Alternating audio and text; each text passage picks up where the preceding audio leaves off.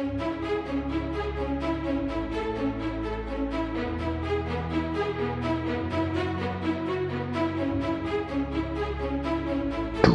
fin soup. It began with the forging of the great human Vaesen Empire. The Imperial dynasty devoted their strength to the united rule of Ashura and all of its kingdoms. Yet there were some who openly resisted, and others who waited in the shadows.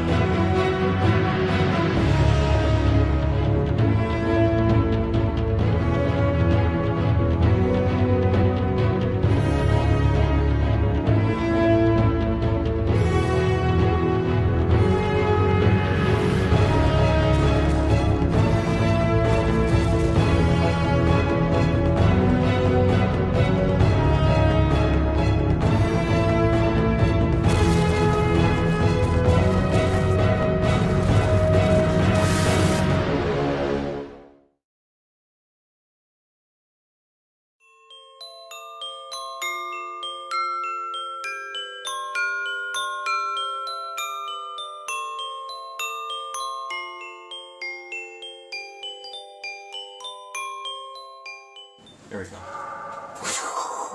Hello and welcome. We are Grim Bros.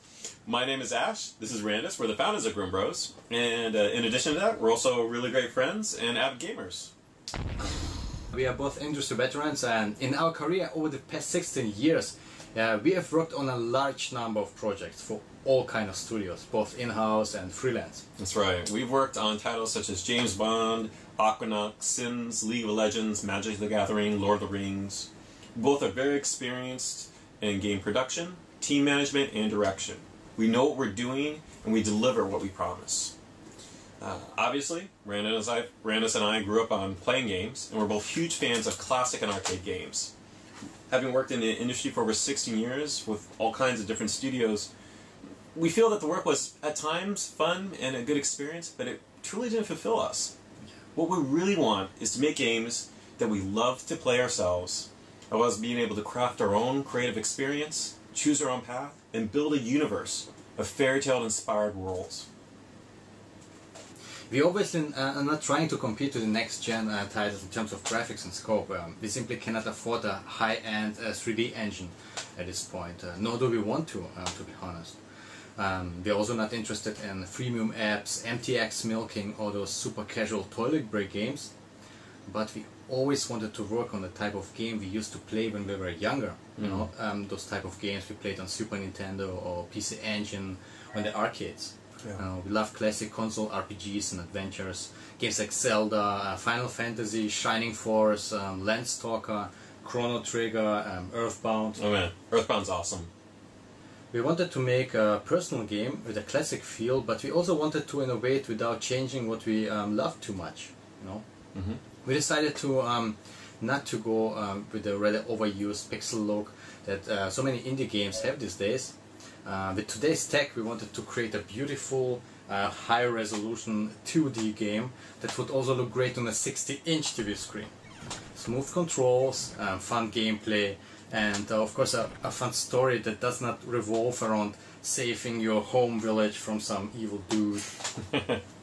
That's right. So we came up with a concept for DragonCon Soup, which can best be described as a classic JRPG style game with roguelike elements and tactical gameplay. Being roguelike fans, we both love the old school ASCII art, but there was also console games that were roguelikes, such as Shiren the Wanderer and Chocobo Dungeon. However, not everyone's a roguelike fan, and also because we didn't want to make another random dungeon crawler, we decided to create two distinct game modes. The first plays like a classic mystery dungeon roguelike with permanent death, and the second plays like an RPG with proper story, persistent content, grinding, crafting, fishing, you name it. Our challenge was to design and create a game with very accessible and fun controls, without having to rely on a large number of buttons, confusing UI, thousands of keyboard shortcuts, while still offering a rich, deep, and tactical gameplay. We will support gamepad controls, keyboard, mouse, touchscreen for an intuitive and fast-paced gameplay. The controls and the interface will be easy to learn, without having this lame casual game vibe. In DragonFin Soup we have day and night cycles, crafting, gathering, fishing, designed story missions, randomly generated quests and missions, puzzles, lots of different settings, monsters, secrets, abilities, fun items. Don't forget robots, booze, and lasers. Yep, laser pads, 20 equipment slots for your weapons and gear, all kinds of abilities and magic, and many other fun things. Grim Bros is a tiny international indie game team. We're developing the game from our homes. We have 3 full-time programmers and a really talented freelance composer who's taking care of the music. Yeah, Ash and I are in charge of the production.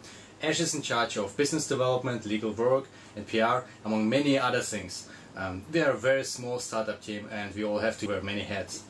And Randus is our one-man army. He's doing all the concepts, graphics, sound effects, story, and game design. And I must say, he's a very humble person. Yeah, it's like a real humble bundle, right? Yep. We've been working on DragonCon 2 for almost a year now, and we're funding the production with the help of our amazing friends and family. Thank you guys. We couldn't have come this far without your support. I love you guys. You're the best.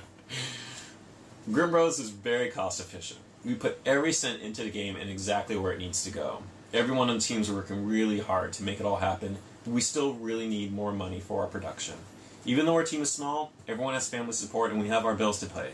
Please, help us make DragonCon Soup shine. This is our first title, and getting funding is tough, but we are absolutely confident that we can deliver. We really want to give you our best and make a great game we can all be proud of and you can have a fantastic time playing. We are transparent with our spendings and we can promise that all money will go into development and will be spent with great care. By all means, we are not treating the Kickstarter as pre-sales. After the game is released, it will take a good while until we actually will receive any money from most of the platforms. And then we will first pay back all our friends who invested in us. This will take a couple months and until we actually start to make any money. The team, however, will have to keep working, giving support, creating new content for the game, keeping it both fun with expansions and also free content updates. That's right. We'd love to provide modding support, new features, new game modes, new hero characters, each with their own unique storylines, and of course, port our game to consoles and handhelds. But most importantly, we want to build a lasting relationship with the gaming community. Hear from you, get you involved in the creation process. We listen to feedback. We really hope to get the word out, and with your help, we can make this happen. Thank you for watching, and thank you for backing us. Thank you guys, and please stay in touch with us via our forums or Facebook, and we will update you about our progress. Take care, everybody. Thanks. Bye.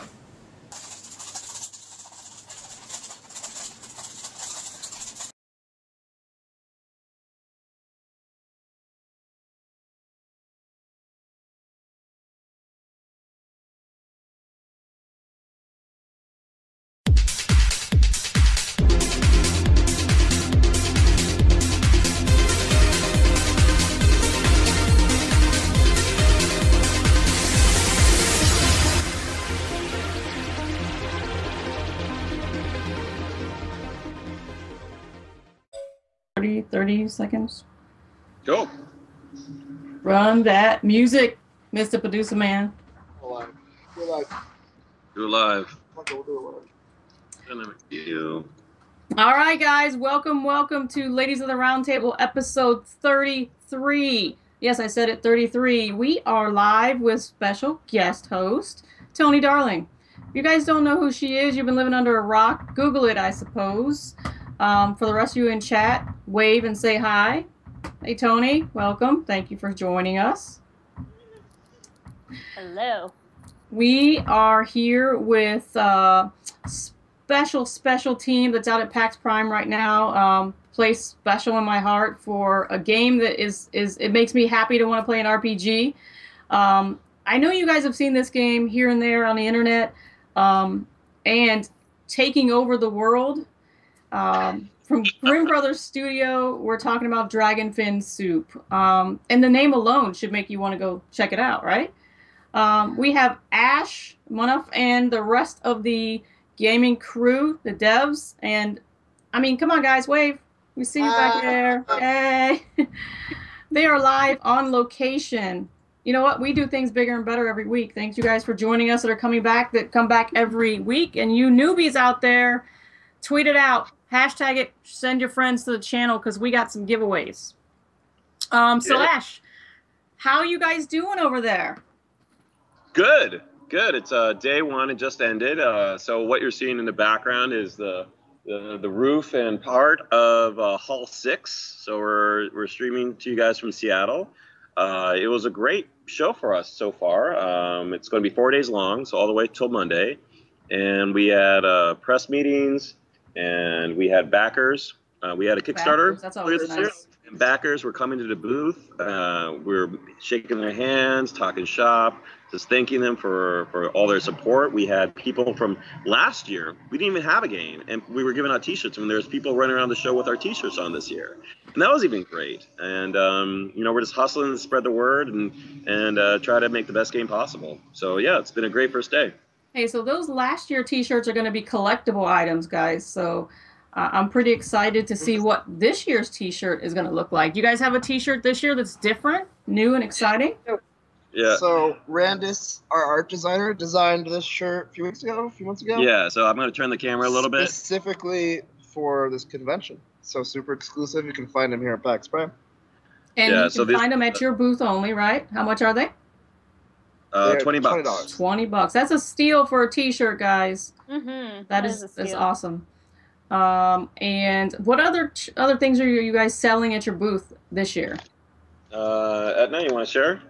Can I get up? Yeah. Hi. Say hi. Show off your stuff. Yeah.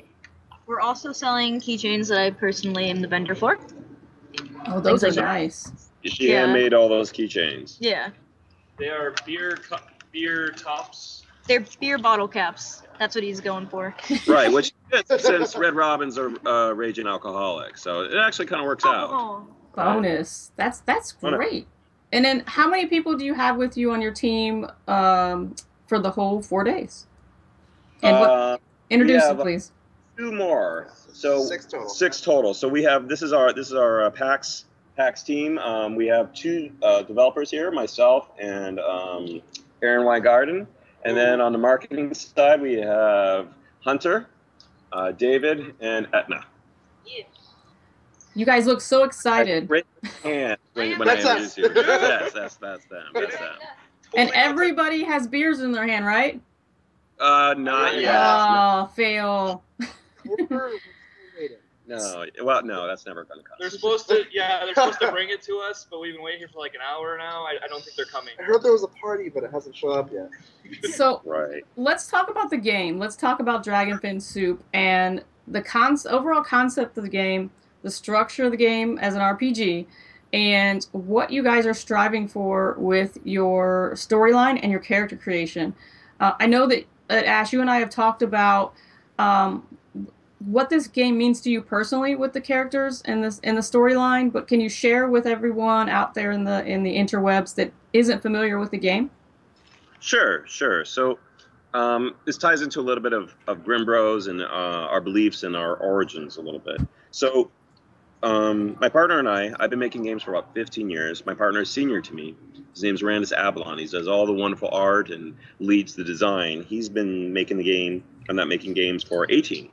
And we've known each other for years, worked with each other for years. And we finally came together and we said, for multiple reasons, if we're going to do a startup, we're going to pour all time, money, and energy into this, what do we want to do? And so we thought about that for a bit, and we realized very quickly that we want to make the games that we played as kids, the ones that inspired us to be developers in the first place. And these are the old school games like Earthbound, Sheer and the Wanderer, classical Zelda, Shining Force, Chrono Trigger, all these old school all these games that we loved as kids. And we looked around, and the way the industry is today, at least in RPGs, you got these big multi-million-dollar budgets, big AAA studios making these gigantic games. And sure, it's going to come out and it's going to be pretty cool, I guess. But, that magic isn't really in them, that's something that's authentic, real, different. And so we said, we can do that. And that's what we want to do. So we poured our time and passion into making Dragon Pin Soups. Dragon Pin Soup is best described as a classic console RPG with roguelike elements, because we love both of those genres. And we wanted to modernize a roguelike experience, mix it together, and add in a little bit of Twisted Fairy Tales. And that's how we came up with the game. And so far, it's been a very positive experience. Feedback from the community. It's also kind of a not gonna put an homage to our childhoods. You know what I'm saying? Like, these are the games we love so much. Yeah, we're gonna put all the little things in there. So we put in tactic puzzles. There's Zelda-like puzzles in the game, and traps. We put in, since our humor is in there, so we make a lot of jokes in the game. It's kind of tongue-in-cheek, a little Monty Python Holy Grail kind of sense of humor. But this is our little world, and we're just really excited to make it as cool and interesting and share it with everyone. So I know for me that nostalgia factor is something I always look for in my games. As an adult, making an excuse to play a game, whatever game it may be, there's lots of times where I want to share it with other people and share it with my mini who's into gaming. And I think that from my perspective, one of the questions I would ask is this age appropriate for someone who's maybe 15, 16, and up? I don't know. I think maybe PG-13 rated. Okay. We're trying not to be, Disney's done a disservice. They took these fairy tales that, were kind of written down 200 years ago by the original Brothers Grimm and kind of whitewashed them, right? And they were originally meant to scare children, not to inspire them, to scare them. They had murder and madness and mayhem and lots of crazy, crazy stuff. And so we're not trying to put that into people's face, but we are definitely inspired by it and want to have those kind of dark majesty, that dark themes mixed into things. So there's drinking, there's alcoholism, there's madness, racism. So there's adult themes in this. So I think though, just because there's adult themes doesn't mean it's inappropriate for children. I just think that means that if someone who's younger is going to experience this, they should at least know what they're prepared for, right? So we'll be age appropriate, and we're not trying to be gratuitous in anything we do. We're trying to be, at least, if anything, intellectual about it, right? So if there's a theme about addiction or about hate, there's a reason for it. And you can find this in a lot of sophisticated RPGs. Look at the Final Fantasy series. It's famous for many of these type of personifications of characters. So Tony, what do you think about an RPG? I know that you are making your way into the indie realm of gaming, and this is a little new for you. But I know you've played Zelda and Mario and some of those things, and that speaks to your childhood as well. Does this sound like something you might give a try, or you would want to play? Thematically? Please. Oh, Tony, go ahead. Yes. That was directed at me, right? Yes, it was. Yeah, okay. Yep. I was like, I think I'm the only Tony here. Yeah, thematically, definitely. I mean, I'm definitely a big Grimm Fairy Tales supporter. I liked the comics. I like the original stories. I like all the different movies that have been loosely based on the original stories. So yeah, thematically, definitely. Hey, Ash, let's talk about the mechanics of the game and how the controls work and how things are done in the game for, let's say, crafting and some of those things that everybody wants tried and true to be awesome to keep them in the game. So what makes you guys different, and or, like I said, going to keep a player in the game compared to some of the other stuff that's out there? Sure. So one of the things we're doing that's pretty innovative is the gameplay is super fluid. And what I mean by that is it's turn-based. Usually old school turn-based games, you go, then I go, then you go, then I go. It's very slow paced. But here, you can go as quickly as you want. You can run and gun and really just run through the level as if it was real time.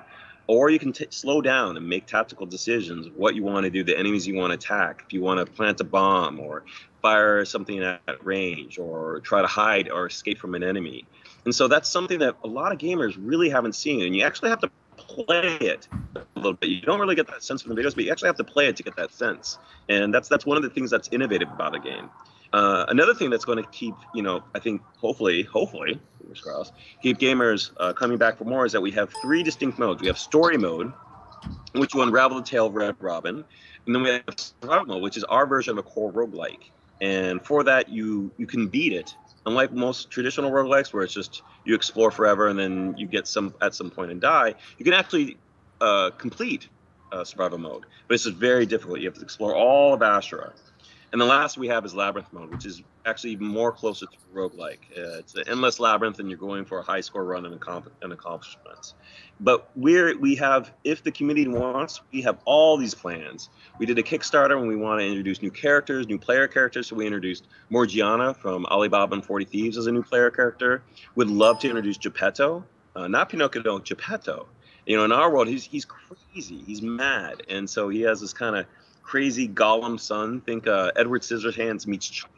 You know, just so he's trying to resurrect his son's soul. It went bad, and now he has this little crazy killing machine. So his gameplay style would be kind of like as a summoner mage, versus Morgiana is more of a ninja class, and Red Robin is a ranger class. We want to introduce all these new player characters, new environments, new crafting materials, and potentially even new stories. I know one of the reasons why I backed the project and became an early supporter is specific to how much detail, thought process, and meaning you guys put into the female characters, which we don't see a lot of in mainstream AAA companies. Yeah, I don't understand why they're having problems with that. It seems to be really hard. Yeah, really difficult. I don't get it. So let's talk about Red Robin specifically, and give us a little bit of background as to what made you choose her class, as well as some of her personality that you can share with us. Sure. So Red Robin lost her memory, and her current occupation is she's a sword for hire, a bounty hunter, essentially. She'll do basically, her motto is "I'll kill for gold." Just it's the tongue in cheek. Obviously, she's not a brainless murderer, but she's a sellsword, and she's cheerful, she's happy, she has friends in the village. She's like any young, determined, sassy female. She's going to do what she wants to do, and sometimes like I think Bill, the town pervert, hits on her, and she's like, no, I'm not interested, and moves on.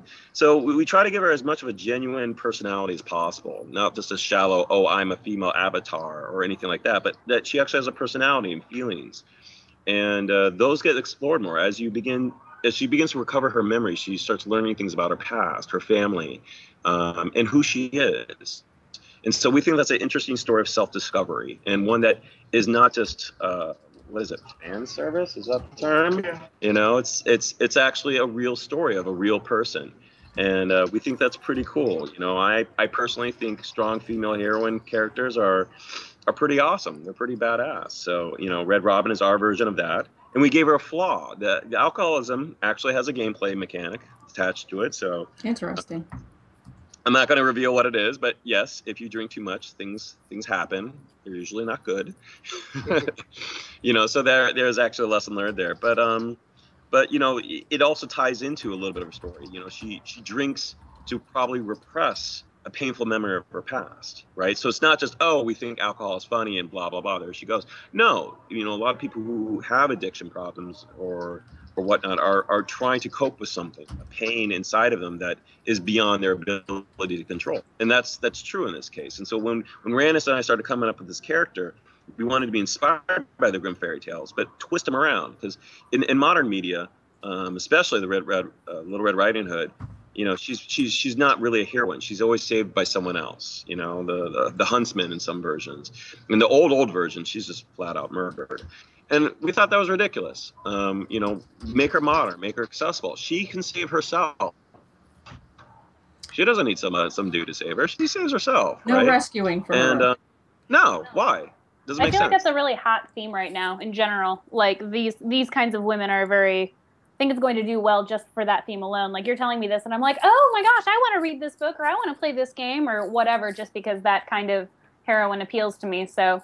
Good job on that. Good job on making that pretty universally appealing to most women. Thanks.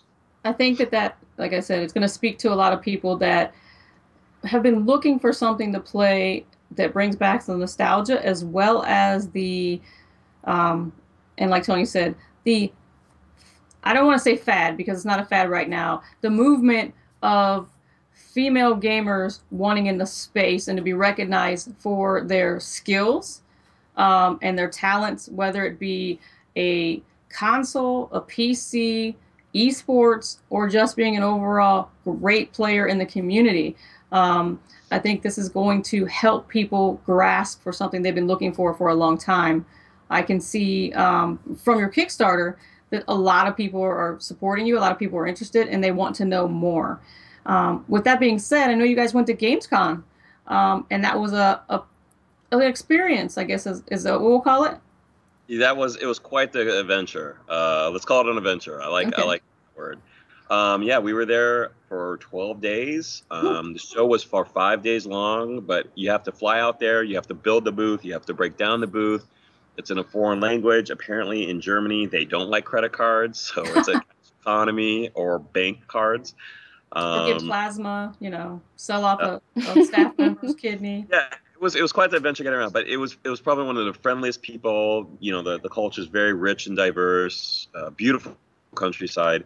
I didn't get to see any of it. I was stuck inside the convention center for the entire time, or in a plane.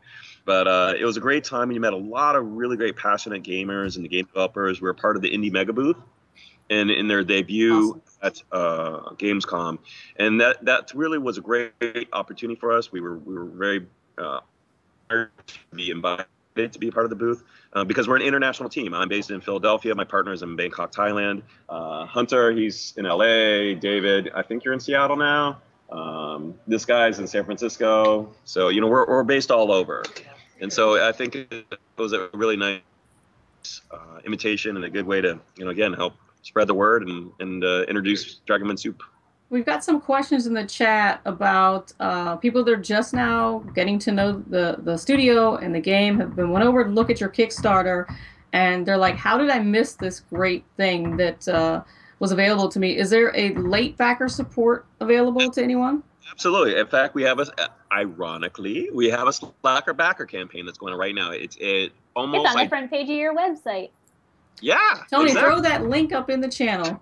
So DragonmanSoup.com store, and that's our Slacker backer, and we're still raising money to continue to enhance and make Dragonman Soup the best game we possibly can. So if you guys out there listening to this or watching this want to help us out, that would be awesome. And we'd be very grateful and deeply obliged. We love you. We love you all. So Dragonfin Soup is going to be free or no? I wish. No. All so right. I'll talk about that very briefly. Freemium games, that's one. But for RPGs, unless it's multiplayer based, it doesn't really work. Right. A lot of freemium mechanics. I'm not anti-freemium, but I'm pretty damn close. They're addictive mechanics. They're ploys, they're timers, and they're disruptive. Right? When you're playing an RPG, you want a deep, engaging experience, a rich experience. So again, story mode. If you want the story, it's there. If you want tactical engagement, you got survival mode. You don't want to be interrupted. So we want to offer the players, a value. It's going to be a premium product. You buy it, it's yours, baby. Run with it. It's yours. We're going to also support cross-buy on Sony, and we're eventually going to have a DRM-free version as well. We just believe that we're building a world, and we want to share that with people. You don't want to interrupt them. We want to just give them something that we think is awesome. So are there going to be DLCs? And if they are, yes. Are you giving any of that away for your backers for your Kickstarter? We're going to try incentive. to be both paid and free. Okay. For our backers, both Kickstarter and Slacker backers, there's some special things that they get as backers. So one of the things is everyone's name at a certain. So you could be running around and find yourself in the game, reincarnated as a evil pudding or gelatinous cube or orc. And you're like, oh, hello, me. Kill, murder, moving on, right? And then, of course, you can become a zombie, so it actually looks like you, or even an NPC. You can actually have your own dialogue and say hi to your family. Hi, guys. I'm in a game, right? That's awesome. Yeah, I mean, there's just 5 of us. We're a small 5-man team, so we want to make it as fun and real as possible. So yeah, our backers will get special privileges and some special rewards that come out of it. And then later, when we shut down the Slacker Backer campaign, we'll transition to a store. We'll offer some different cool stuff. So let me ask the team back there. Let's just pick Grim Minion number 2. What is your favorite mechanic in the game thus far that you want to share with us? Honestly, my favorite mechanic about the game that I really love more than anything else just has to be actually, it's one of the main things about the game, the tactile approach that you can do, considering that the world does not move until you move. And I actually really love that because on one hand, you can play it strategically like it's a chess game almost. You're going from one point to the other, and you can pinpoint exactly where you want to move. Or you can just go guns blazing, go like, kill everything. That's me. And yeah, exactly. And it's almost like you're playing a fluid game, and it doesn't even feel like the world moves when you move. It just feels like it's moving at its own beat, and you're just leading the charge. So that's always been my favorite mechanic about the game in general. So would you say that this particular game is going to be able to fit most everyone's play style? Because I know that's what, for us as gamers, if we get in there and it's not fitting your play style, you're out, you're gone. I'll give you 30 minutes, maybe 40 minutes, and if it's not fitting my play style, I'm not going to play it again. That's actually a really interesting question. And then you can also chime in on this, Aaron. We support keyboard controls, mouse, touchscreen, and gamepad all at once. So they're all live at the same time. So you're not picking a control scheme. You can mix and match all at the same time. Want to share a little bit about that? It just makes it a lot easier to go around. Like we actually have some touch functionality on the computers because they're all-in-ones. So I tell people, yeah, you can play on the keyboard, you can do what you want. And then once in a while, someone notices that I happen to, when I reset the games, I specifically do this on purpose so someone will see, press the button to press the screen itself to go back to the main menu. And someone's like, can I touch the screen too and make it work that way? Mind blown. Exactly, and it becomes a fun mix and match because they keep going between. I saw someone today playing very fluidly through where they were tapping exactly where they wanted to go, and they had their other hand on the keyboard, like mix and matching where they were opening the UI system, they were going through and equipping stuff and quickly going back to the game and strategically moving exactly where they wanted to move, and they were just doing everything so fluidly because they were able to mix and match, and I thought that was actually really cool about the game, especially how it gives a wide range that allows for a player to play it any way they feel comfortable, whether it's laying back and tapping the screen or sitting very, very close to the keyboard going, okay, I got this. Either way, I just really like how the gameplay overall just encompasses a very, very large range, especially when it comes to anyone's play style, and when it comes to them playing out in the real world, and when it comes to them playing in the game, because you can choose how you want to mix and match and how you want to make everything react. We can talk about this for hours. So I have be careful about your questions. We'll just start. It's okay. I think that the people want to know, your backers want to know exactly what they're getting, what's the bang for their buck.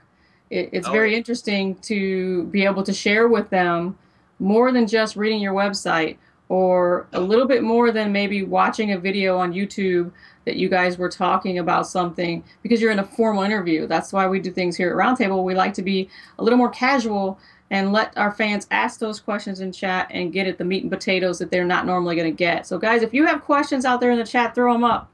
Deuces, throw them up, guys. Actually, this is, I think, our first live stream, other than the one we did during our Kickstarter, which we really didn't know what we were doing. I'm very proud to pop your cherry over there, guys. Thank you. Thank you for allowing me to do that. No problem. Sure.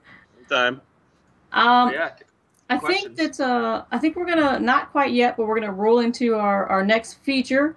I think Tony, you got a feature that you want to share with us, right? I know this project is something you're working on.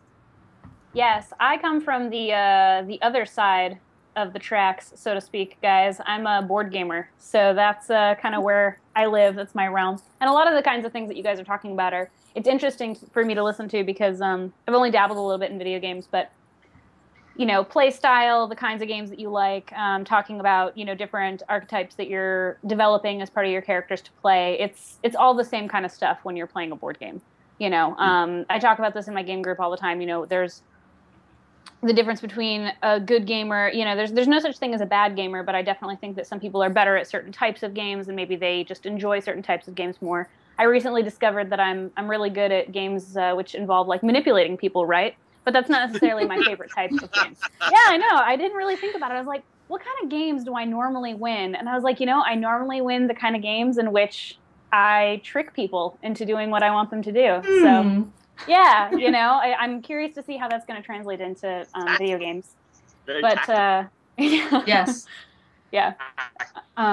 It's funny because in my mind, I thought that I would be really good at games like war games, games in which I would just like beat people to death because that's what I'm good at in real life. Hack and slash. Yeah, hack and slash, but not so much. Anyway, so my little feature is a really good friend of mine, Elisa Teague, decided to get a bunch of ladies together to create a book. It's called Girls on Games, and it's a compilation of essays. Each chapter is going to focus on a different issue happening in the industry right now. A lot of these women are entrepreneurs, they're designers, they're creators, and the book is going to talk a lot about, our different, not just struggles, but our different experiences being in the board game industry. I'm sure that you guys know women in the video game industry that probably experience many of the same challenges, or have some of the same experiences. I don't know what's worse. I feel like video games, from what I've seen as an objective observer, the video game industry seems pretty open to women now. It seems like it's growing and it's expanding. There's definitely still a lot of no, you fake geek girls, you stay right out of our Magic the Gathering. You stay right out of our board games. And that's something that is, it has long-reaching effects, particularly a lot of these women in these books, they're people who create board games. They're not just girls who want to enter the board game sphere and play board games. They're women who want to like participate and really create and be a part of the industry on a new level. And sometimes they're barred from that experience just because, they have, I can't say bad words on this. They have boobs. They have boobs. That's not the one I was going boobs, for, but you know what I'm whatever talking you about. want to call them. Yeah. Oh. Yeah. So. And speaking of breasts, I see Grim Minion #1 has the right equipment. Yeah. So we're gonna put her on the spot. We're gonna ask her, in her experience thus far with Grim Studios, do you feel that you are allowed to be creative, allowed to be yourself, allowed to have an opinion? And if all those things are true, what would you tell the general population about working at said studio? I would say that it's very, very female friendly. That's a good wording for it. If anything, I've heard the term several times, more than several times from Ash, do whatever you feel.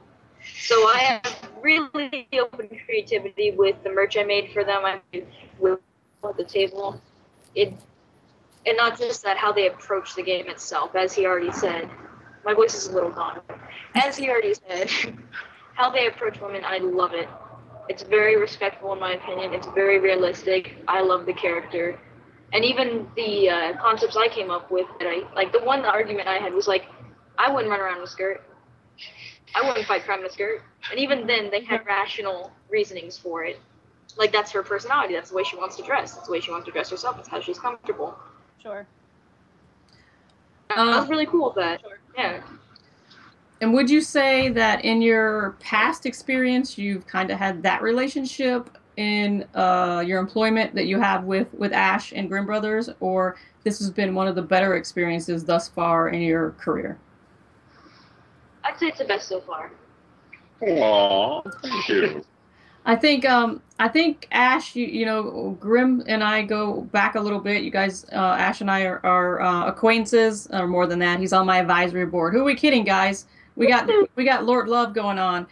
We're on the same page with what Tony is saying, and what the brand represents is the equality in everything we do as geeks, gamers, tabletops, whatever we do. We want to make sure that we're all doing it because we love it, not because I've got boy parts, you've got girl parts, we can't play together, or we're one-uppers. We don't do that kind of thing. And this is #1 reason other than the game is super epic, and it does support the things that are important to me, and sharing the values of a woman that is independent. She's got her own weapons. She doesn't need somebody back behind her with some DPS. She's going to town, just taking everybody out, guns a-blazing, that I'm showing my daughter you can do things yourself. You don't need anybody else. If you really want to do it, and you really want to do it badly enough, you'll make a way to do it. You'll circumvent around people that want to put that wall up for you, and you'll hurdle it, crawl under it, whatever you need to do, and you'll get it done. And I think that the storyline, Ash, that you guys are saying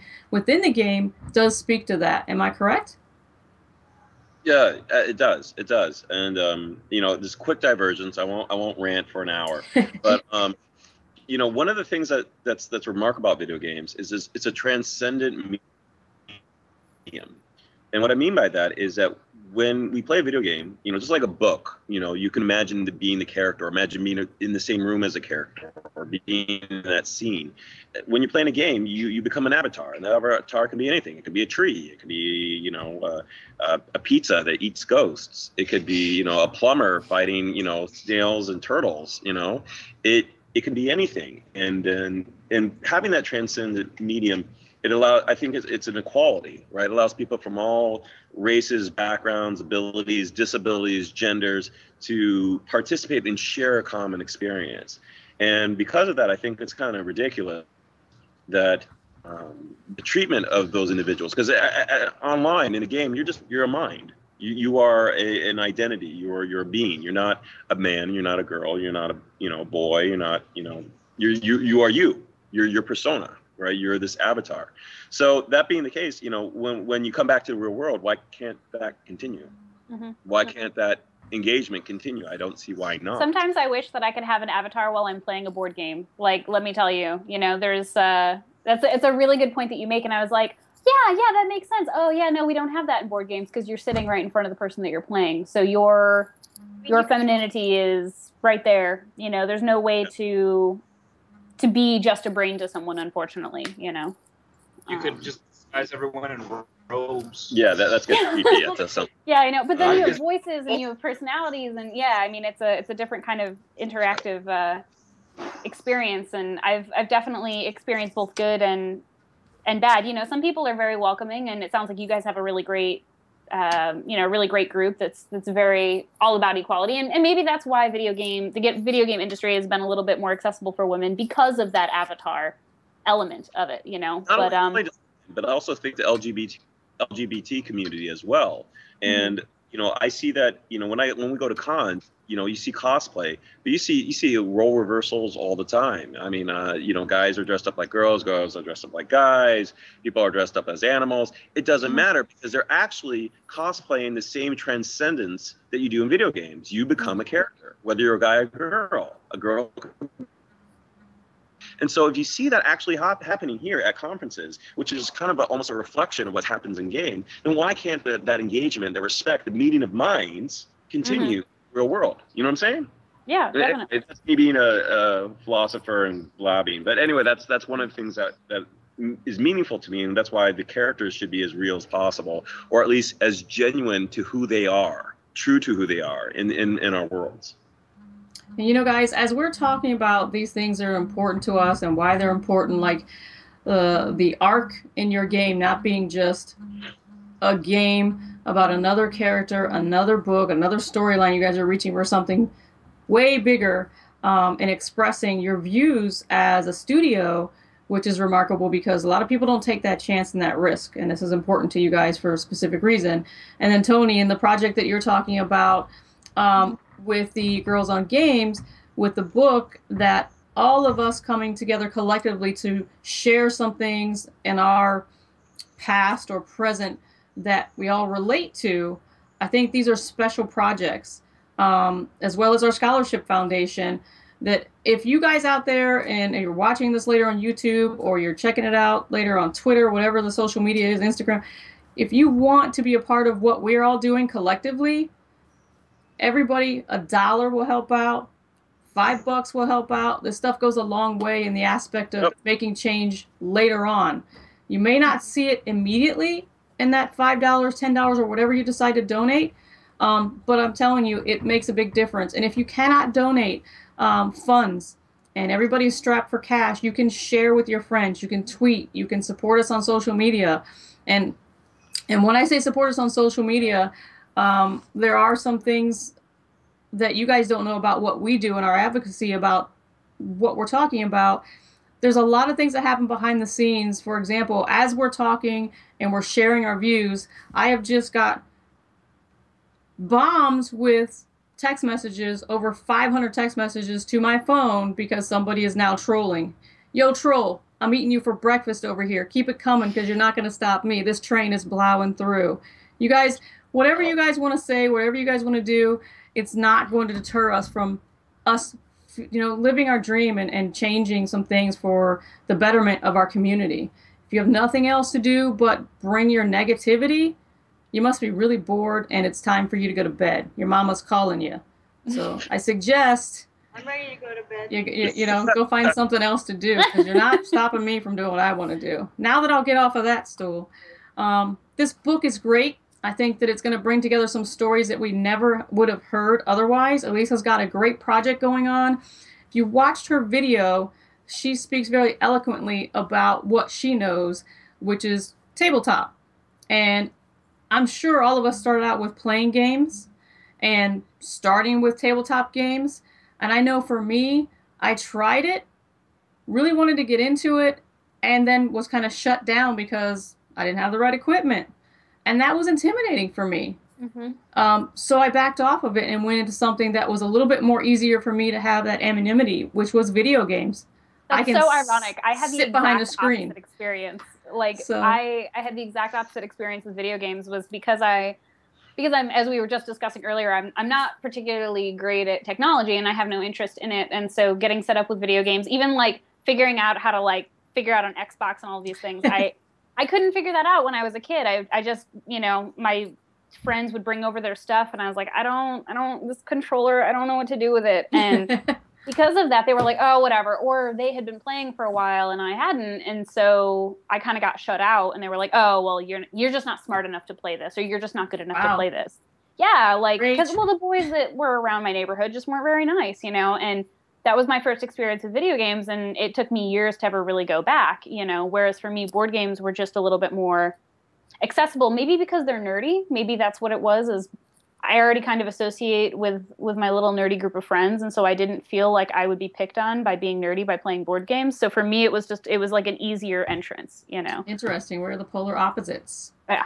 Yeah. Maybe that's what draws us to each other. Maybe, you never know. We complete one another. Guys, if you want to be able to watch PAX Prime live, you guys can check it out via there's Twitch channel. There's some things coming up because PAX, there's a booth. They're streaming. I would suppose maybe every now and then again you might see some Grimm Brothers staff photobombing coming across there and waving at us while they're roaming around. Yeah, that's what I'm talking about. Yeah.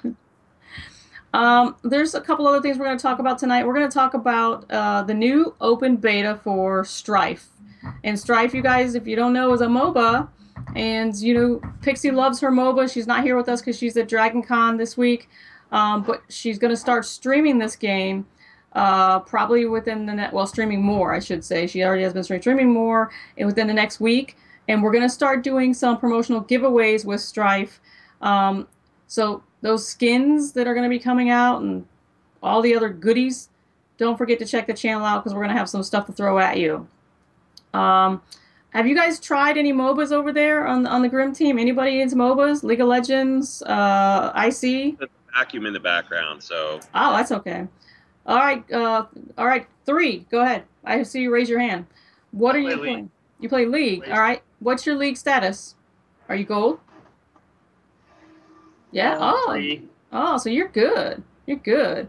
So what draws you to the MOBA versus something that is console or standard platform base that isn't that scrolling stuff that makes me rage quit all over the place? What makes you love that? I got into it because I got into it because all my friends were playing it in about 2010. So it was before the meta really got ingrained, so nobody knew what they were doing. So I feel like getting into the game early enough made it more enjoyable for me because I didn't have people flaming on me for sucking at the Ooh, game. yeah. Let's talk about that community, shall we? It's horrible. Yeah, it's horrible. And Riot, you know how I feel about you. We have a love-hate relationship. I love the fact that you guys are dominating the market, and you have been. You're able to keep that up for such a length of time. I do not like, however, the shutout that the girls have been given and the female community has been given, because you guys just don't give a shit. You don't care. If you did care, you'd call me. We'd work it out. But, you know, hey, I'm just saying. Tony, have you ever played League? Mm-mm. No, don't even want to, right? No, it's not that. It'll It make you beautiful. cry, girlfriend. It'll make you cry. Yeah, PDFs make me cry, okay? I don't even know what I would handle with, like, League of Legends or WoW or any of this stuff. I'm just like, Oh, that's great. Okay, so legitimately, because it's so pretty, I want to jump into this world, but I'm also like, I have no hand-eye coordination. I don't know if I can do this thing and the buttons. And So I want to go around the room, and we're going to ask what you guys are, if you could play. I know, Grim, you guys are working, so you don't get a lot of play time. If you are playing a game, what you're playing. I'll start with myself. I have been playing a lot of WildStar in the last couple of months. I've been waiting a long time for that game to come out so I can check it out, get into the storyline, see how the mechanics work, and just kind of overall give my opinion on whether it's been worth the wait. I'm still deciding. I've still got a lot more content to go into. But I also got roped back into World of Warcraft by my spouse, who has not left the game. I have to play 1 day a week with him in World of Warcraft, and I'm not happy at all. Ugh. I'm over Warcraft. It is what it is. The expansion's coming out, so I'm hoping that maybe it might spark some interest, but there's only so much you can do in a game, guys. It's so repetitive, and I am not a grinder for the questing. I can give a care less. I'm an achievement whore, don't get me wrong. You give me some achievements or some pets. You know how us ladies, we like our accessories. Transmog all day long, but that gets boring, and I have other things to do. So Ash, what are you into, if anything, at this point, or what would you like to play that's coming out in beta? So it's just one caveat before I jump into that. So I consider games like food, right? And sometimes you have a craving for a certain type of food, but after you've eaten it quite a lot, you're kind of done and you're ready to move on. So I don't feel like games are evergreen. I think they're experiences to have, and then once you're fulfilled of that experience, you're ready to move on to something else. So I think it's quite natural to crave different things and be like, yeah, I'm done with World of Warcraft. I think I found the I1 button. I can move on with my life. Right? So that being said, I'm actually a little broken. To reward myself, I don't get to play many games for pleasure. Most of it's for research. I hear so you. for pleasure, I actually fire up an old Zelda game, and I go through it very, very slowly. I do everything. I like that.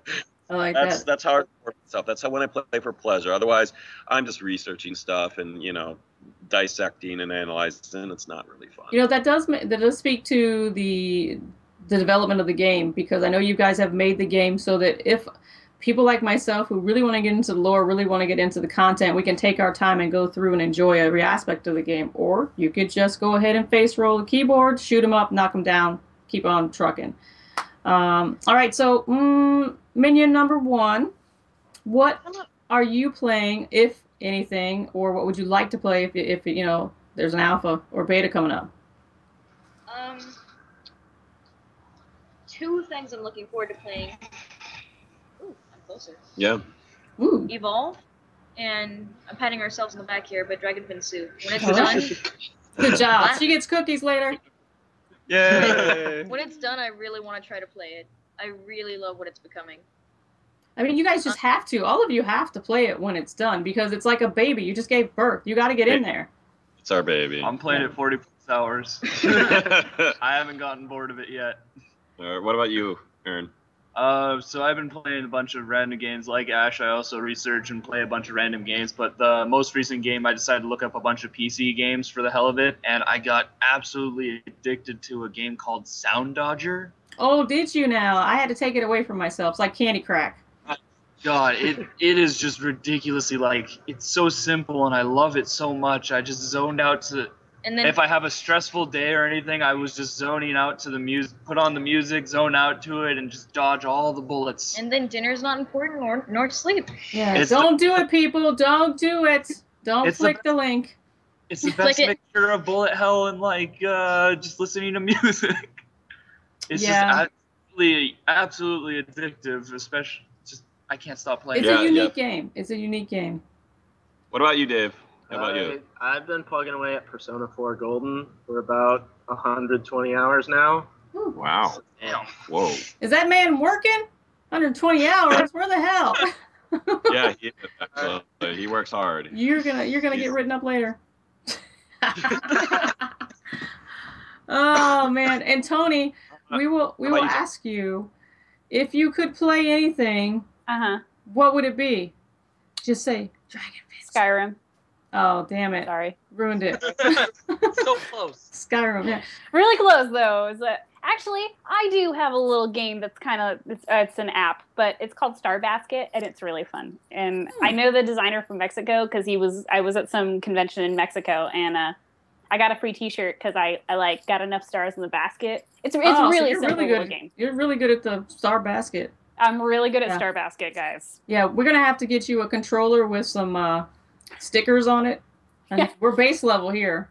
Yeah, definitely. So. Oh man! All right, so I think we're gonna roll into our shout outs. We're rolling up to the end of the show. I know we went late, guys, but hang out. We got a few more minutes here. Shout outs for you, Grim staff, are basically exactly that. Shout outs towards the end of the show. Anybody that you feel that you want to give props to, or that you feel like your mom, I don't know, that you really want to just scream their name just for shits and giggles. This is now the time. Ash, we'll start with you. I want to give a shout out to my wife, Cassie. Thanks for putting up with me. I've been on the road for a month straight and almost 5 weeks. And so thanks for supporting me and my dream of doing a startup. Awesome. Minion 1. Being that I'm an art major student, game design art, I have to say Randis. Oh, wow. Shout out for Brandis. Oh, I think we've said ass enough, but he's a badass. Oh, wow. I was going to say there's never enough ass, but damn. All right, I said it. And Minion 2. The only people I feel like I need to give a shout out to right now is the entire Grim team that's here for PAX, including Hunter, who had to go to the bathroom, unfortunately. Christine, who isn't here, and Will, who's not here as well. I'm really looking forward to working with all of them, and I'm really having a great time so far. All right, So- 3. You guys are awesome! Yeah, Awesome. thanks, Matt. That's You're so going to cute. have some tears. Yeah, or some beer. lots of beer. Dave, Dave, what about you? Everyone for the Grim staff. I mean, Randis, You guys are the best. I don't know. I'm almost getting Everyone. embarrassed, right? You know. It's all right. I love this job. It's actually, you guys have been on your feet all day. You guys have been running hard and fast, and you're winding down. And we know what happens at a convention when you're winding down, don't we, guys? I have no idea. Exactly this. Yeah, you're a machine. None. Well, Oh, I have no idea. you got Energizer batteries in your back. Well, thank you so much for having us on your show and on the stream. Anything to get the word out about our game and our world, and a little bit about the things that we believe in. Is always great, and we're a big supporter of the things that you're trying to pioneer. Getting women excited and engaged not only in games but into technology, and just pointing out that it's a little ridiculous, the double standard, because it's about how much you think. And I'm proud to say my wife is much smarter than me. Well, I think that it goes both ways. We're mutually in love with each other's concepts, and I do have some shout outs of my own. My first shout out is going to be to my boy Brian. I'll throw his Twitter handle out later, who sent me over some awesome goodies in the mail. And also my friends at New Boswell Brewery and Tap House. They're out in Richmond, Virginia. Brian sent me a whole box of Chewy Red Hots. Now, the reason why this is significant is because they will no longer be made. They're not going to be manufactured anymore. And if you guys know anything about Travasta, Red Hots are my crack. I love it more than, I don't drink Diet Pepsi, but I know you people that do. You feel me, right? More than Whoppers, more than that candy crack game. These things are always on me at all times, in my pocket, in my purse, on my ditty bag, which is your bug out bag for these in the military, and or your con bag. They got to go everywhere. So they're not made anymore. He actually came across state lines into Ohio and went and bought probably 30 to 40 boxes of those bad boys and saved me one, because Brian was, you know, generous like that. One box. Jesus. So they're not going to be made anymore, so I was a little heartbroken, but I got a box and he sent it to me. That was awesome. We do have a giveaway promotion this week, and our giveaway promotion is with our friends over at 2K, SuperCon 2K. And they're doing a awesome giveaway for Forrest Gump's 20th anniversary coming back to the theater. I know that everybody that's sitting here has seen that movie. You have to have seen the movie if you're a nerd or geek, whatever you want to call yourself. We had to see it. We probably saw it more than once. But it's coming back to the theater back in IMAX. They're giving away some tickets to the movie, so go over to their site. Ian's going to put that up in the chat for you to get your chance to win tickets. Each week when we come back, we're going to have some kind of giveaway, so stay close to our social media. Keep tabs, because we will be streaming this game. We will be doing some kind of special promotion. And if you guys want to be the Slacker backers, get over to that page and donate some ducats, all right? These guys will have more beers if you donate. I just want to eat soup tonight. Tony, you got any shout-outs other than that? Yeah. Right. You know what? It's funny because I'm sure none of them are around listening to this because they're all practicing. They'll see it on YouTube.